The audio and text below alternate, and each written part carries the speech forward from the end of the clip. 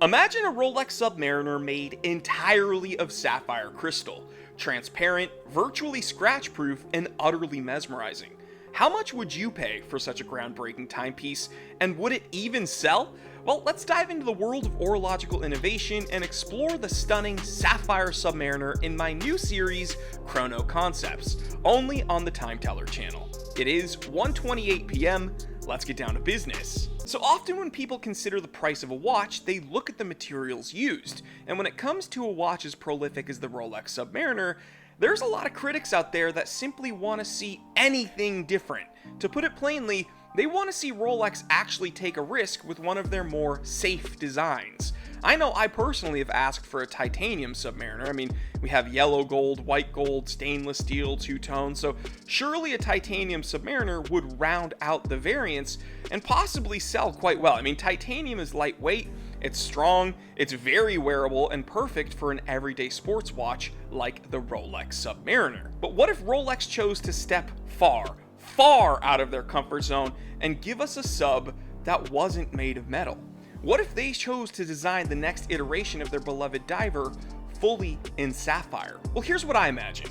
Sticking with their current 41mm case dimensions, we're not only able to see through to our own wrists, but also catch a glimpse of the sub's movements and inner workings, and it gives a new depth, a new appeal to a watch that we're kind of all very used to seeing. There's also some potential issues though when it comes to making a fully sapphire diver, and for that we have to take a look at the properties of sapphire as a material. Sapphire is known for its exceptional hardness, ranking 9 on the Mohs scale, making it highly resistant to scratches, but its hardness also makes it more brittle compared to metals like stainless steel. Sapphire's transparency is a significant aesthetic advantage, but it requires precise machining and handling during the manufacturing process. Sapphire, while extremely hard, as I mentioned earlier, is more brittle than metals, and this brittleness can make it more susceptible to cracking under high pressure, which is a critical concern for maintaining water resistance at the depths the Submariner is designed for, which is, 300 meters or 1,000 feet. There's also some potential issues with sealing and gaskets. Achieving a watertight seal with sapphire can be more challenging than with most metals. The interfaces between a sapphire case, a sapphire crystal, and all the gaskets must be meticulously designed and manufactured to prevent water ingress. There's also thermal expansion to take into consideration. I mean, metals and sapphire have very different coefficients of thermal expansion, and changes in temperature can affect the seals between different materials, potentially compromising water resistance over time. Now, I'm no expert, but here's some potential solutions as I see it. The case could be reinforced with additional structural support, or maybe like hybrid materials to mitigate the brittleness while maintaining water resistance, and here we see kind of like a metal case used in conjunction with sapphire. There's also advanced sealing techniques. Watchmakers could also utilize advanced gaskets and sealing techniques specifically designed for sapphire that could help ensure the water resistance. And last but not least, regular maintenance is always a good idea when it comes to maintaining your watch's health. Watches with a sapphire case might require a bit more frequency when it comes to their maintenance cycle and inspection to ensure the integrity of the seals over time. So let's say you geeked out over this like I did and you really want something like this from Rolex. You just need Rolex to develop a fully sapphire Submariner. Well, how much would this actually cost if Rolex were to do it? Well, the average price of a Rolex Submariner in 2024 we'll say is like $11,000. Now, we're averaging a $9,000 to $13,000 price tag, but of course, it can run the gamut even higher than that depending on your AD or depending which variant you choose. But we'll say an average base price is 11 grand for a stainless steel Rolex Submariner. Now, unfortunately, per kilogram, sapphire is much more expensive than stainless steel. There's also the issue of cutting, shaping, and polishing sapphire. It's much more costly and much more of a headache than working with most metals. Let's use an example comparison here.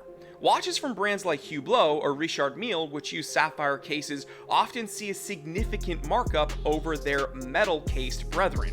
For instance, Hublot's Big Bang Unico Sapphire is priced around $60,000, whereas similar models in other materials might be around $20,000. So given the complexity and cost of Sapphire, it's reasonable to assume that the material and processing could add anywhere from $20,000 to $40,000 to the overall cost of the watch. So if we're looking at a base price of $11,000 for a stainless steel Submariner, it wouldn't be out of the realm of possibility to see a fully sapphire version go for over $40,000. And honestly, I think it'd be much, much more. Now, do I think Rolex would actually produce a fully sapphire Submariner?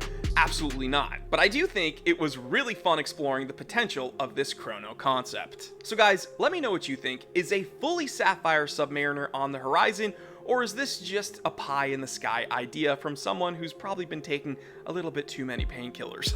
So jokes aside, I want to thank each and every one of you for hanging out with me today. You know, guys, I've been kind of under the weather. I shattered my right leg and I've been dealing with that. And then unfortunately, I got COVID and it developed into pneumonia. So I am kind of under the weather, but your support means everything to me. And I wanted to try something different with this series because I do want to try some different things with the Time Teller channel. I don't just want to do reviews. I don't want to just do rants. I want to see what else I can do with this channel. And if you enjoyed this series, sound off in the comment section and let me know what you think.